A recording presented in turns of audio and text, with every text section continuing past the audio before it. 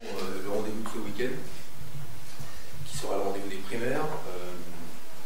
D'ailleurs, je vais commencer par ça, qui contraste avec la scène politique à droite, où à coup de pression dans les coulisses, le paysage se libère un tout petit peu pour Nicolas Sarkozy, puisque nous savons maintenant que M. Borloo ne sera pas candidat.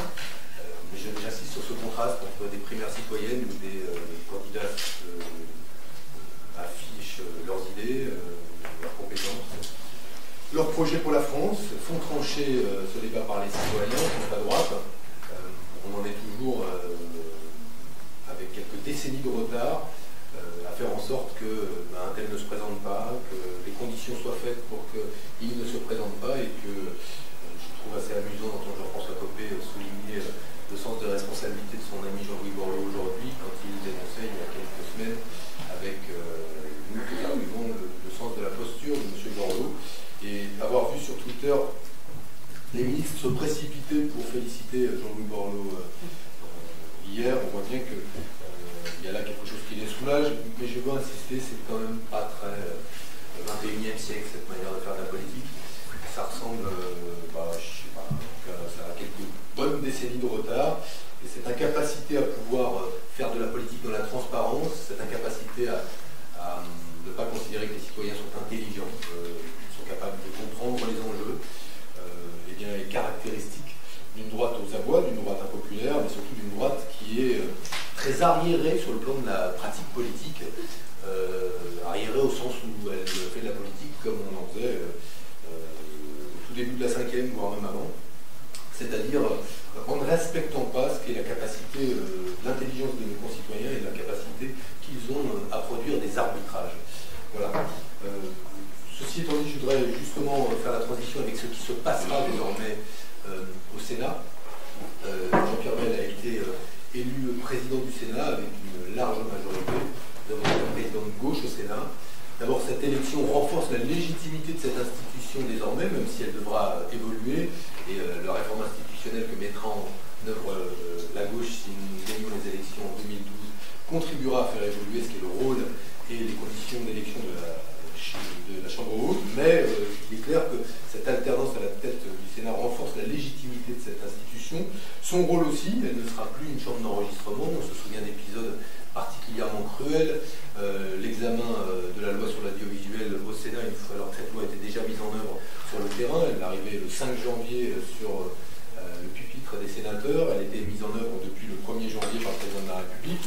On se souvient aussi du fait que le président de la République avait demandé en urgence le changement de l'ordre dans lequel les amendements, ou du moins les articles de la réforme des retraites étaient examinés au Sénat, de façon à ce que tout passe avant les manifestations, de façon à décourager les manifestants. Tout ça ne sera plus possible, et le Sénat cessera d'être une chambre d'enregistrement des désirs du président de la République, et nous jouerons totalement notre rôle, notamment dans le cadre de l'examen du prochain budget. Attendez-vous à avoir un Sénat particulièrement actif pour mettre le gouvernement face à ses contradictions, et nous insisterons particulièrement là-dessus.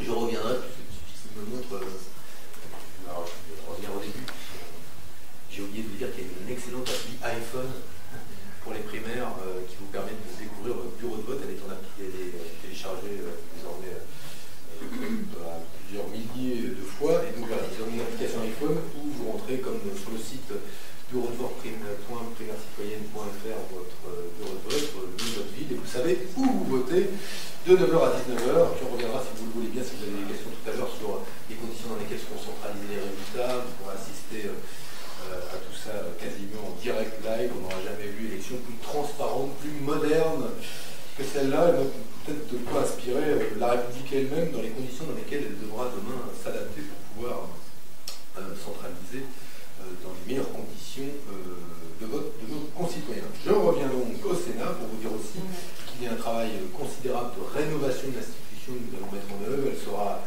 plus transparente et plus modeste dans son train de vie, plus transparente dans son fonctionnement, mais des décisions en ce sens seront annoncées très vite. Mais vous verrez qu'un Sénat à gauche, ça change le Sénat, ça change la République, mais surtout ça lui donnera une légitimité à pouvoir représenter les intérêts des Français et à les protéger, tout à fait nouvel rôle qu'elle peut jouer cette institution. cette Assemblée dans le passé, ou en tout cas pas suffisamment. Voilà ce que je voulais vous dire sur le Sénat. On va revenir sur la prime de 1 000 € que personne donc ne touchera. Bien malheureux ceux qui avaient cru que cette énième proposition du président de la République entrerait dans les faits, puisque nous savons aujourd'hui que sur les 4 millions de Français qui étaient concernés par cette prime de 1 000 €, finalement, après négociation dans les entreprises, il n'y en a qu'un peu plus de 2 millions qui sont concernés, que parmi ces 2 millions, en moyenne, ils percevront entre 100 et 600 € pour certains, entre 200 et 700 pour d'autres, entre 300 et 400 pour d'autres. Et puis on apprend que dans un certain nombre d'entreprises où elle a été négociée, que cette prime est négociée, elle est déduite de la prime qu'on devait toucher sur l'intéressement, ce qui fait qu'en gros, à la fin, comme il n'y a pas d'obligation de résultat pour les chefs d'entreprise, au sens où si l'accord n'est pas satisfaisant pour les syndicats, les entreprises l'appliquent quand même, là où nous considérons que tout accord aujourd'hui, je pense à l'égalité salariale, à l'obligation de négocier sur les salaires, doit déboucher sur le fait que les entreprises, si elles ne concluent pas un accord, verraient remise en cause leur accès aux exonérations de cotisations sociales, comme il n'y a pas en gros de bâton. Et bien on se retrouve dans une situation où la mise en œuvre de cette prime ressemble à une immense farce. Pourquoi? Parce que ni les objectifs des 1 000 € n'ont été atteints, ni le nombre de salariés concernés n'a été atteint, et qu'elle a réussi, cette prime, à mécontenter les salariés, les syndicats et les chefs d'entreprise. Je ne suis pas sûr que le président de la République, qui avait vu dans cette prime une carotte pour les élections, soit lui-même content. J'espère en tout cas, je veux juste dire que pour le Parti socialiste, l'objectif de la revalorisation du travail, elle passe d'abord par l'égalité salariale, elle passe d'abord par les salaires, avant de passer par ce type de dispositifs qui sont des dispositifs qui, au bout du compte, tels qu'ils fonctionnent aujourd'hui, ne produisent aucune satisfaction. Je ferme la parenthèse, mais là encore, la prime de 1 000 € de M. Baron Sarkozy, c'est surtout le miroir aux alouettes, c'est-à-dire qu'il n'y aura pas eu de prime et il n'y aura pas eu de gain de pouvoir d'achat pour les salariés. Une fois encore, le gouvernement a fait des grandes déclarations, mais a laissé derrière le volontarisme politique nécessaire pour passer des déclarations aux actes. Il ne suffit pas de faire de grandes pétitions de principe, ensuite avoir suffisamment d'épaules pour être en capacité de passer des déclarations aux actes. Ces épaules, ni M. Barouin, ni M. Sarkozy, face au patron, manifestement, ne les ont. C'est peut-être pas qu'une question d'épaule, c'est peut-être aussi une question de volonté. Il leur manque la volonté politique d'améliorer aujourd'hui le pouvoir d'achat. Je ferme la parenthèse. Je veux revenir pour finir sur les déclarations de M. Takjedine, que je trouve assez invraisemblable. Je ne vous cache pas que j'ai lu ces déclarations de celui qui dit qu'il est un ami personnel de M. Guéant, un ami personnel de M. Copé, un ami personnel de M. Sarkozy, un ami personnel de plein de gens, et qui fait des déclarations assez étonnantes pour un homme dans sa situation, potentiellement mis en cause dans des affaires qui sont des affaires qui concernent des commissions, des rétrocommissions, et surtout qui pourrait être lié au décès et à un attentat qui a coûté la vie à 11 de nos compatriotes, 15 personnes en tout, que je n'oublie pas, dont 11 Français à Karachi. M. Takjedine déclare: Claude Guéant, que je considérais comme un ami pour l'avoir accompagné dans toutes ses démarches, je lui demande une seule chose devant vous, je lui dis simplement, rafraîchissez-vous un peu la mémoire, et je lui demande des excuses. Voilà donc un homme qui est impliqué dans des contrats, qui se permet de parler au ministre de l'Intérieur de cette manière-là, et il rajoute: je compte faire table rase de ce qui s'est passé, je veux voir le président, il a intérêt, je pense, et la France a intérêt qu'il me reçoive pour au moins 15 minutes. Donc voilà un homme qui menace désormais le président de la République, dont on nous dit qu'il n'a rien à voir avec lui. La réalité, c'est que ce type de personnage gravite dans l'entourage de Nicolas Sarkozy, dans l'entourage de M. Guéant, dans l'entourage de M. Hortefeux, dans l'entourage de M. Copy depuis trop longtemps, et on mesure, vu l'audace qui est la leur dans ces interviews, qu'ils ont sans doute quelques biscuits pour pouvoir se permettre de parler ainsi au président de la République, au ministre de l'Intérieur et à quelques personnages de la République.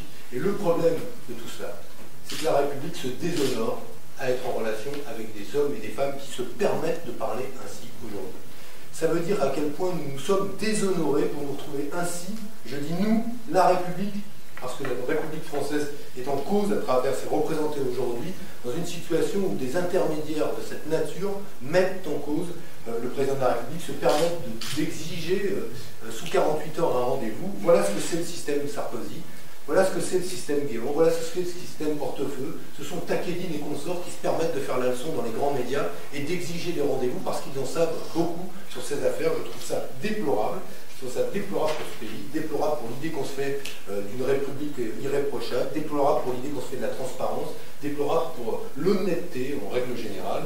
Et voilà ce qui se passe, hélas, à la une des grands médias aujourd'hui, et sur lesquels on aimerait bien avoir autre chose que des déclarations embarrassées du ministre de l'Intérieur, de l'ex-ministre de l'Intérieur, de l'actuel patron de l'UMP ou de l'actuel locataire de l'Élysée, Nicolas Sarkozy, qui n'échappera pas, je le dis, aux explications qu'il doit donner sur ces questions. Il doit parler, il doit dire sa part de vérité, nous verrons si sa part de vérité est conforme ensuite au travail qui est fait par les juges. Je veux saluer une fois de plus l'indépendance dans ces dossiers. Voilà ce que je voulais vous dire